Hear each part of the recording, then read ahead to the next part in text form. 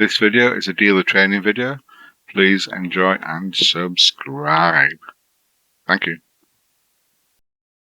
The video you are watching is a video tutorial on the removal of the seat cushion, the rear storage compartment, the head enclosure, and front storage compartment panel for the Zontes ZT350TD scooter.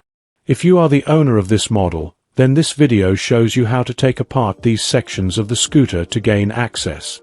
If you are intrigued by design or just curious, then as bikes these days are built in layers, knowing how is important when faced with disassembling your ride.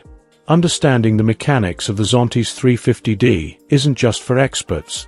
It's for every rider who wants full control over their machine. Whether you're troubleshooting an issue, upgrading components, or performing routine maintenance, knowing how to disassemble your scooter gives you a deeper connection to its engineering. By breaking down key components like the fuel system, suspension, and electronics, you gain practical insight into performance optimization and ensure you're never left guessing when something needs adjusting.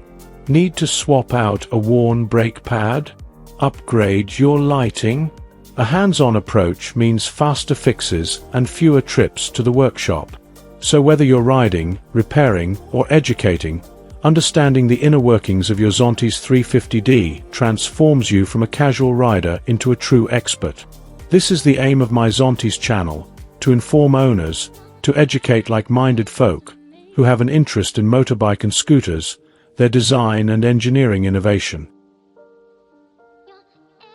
While I have your attention on this video, our Zontes channel has over 2,000 videos on how to maintain, strip down and look after your Zontes motorbike or scooter, subtitled in English, French, Spanish and Chinese, on all the Zontes models. So please take a look on my channel homepage where all the bikes are in different playlists.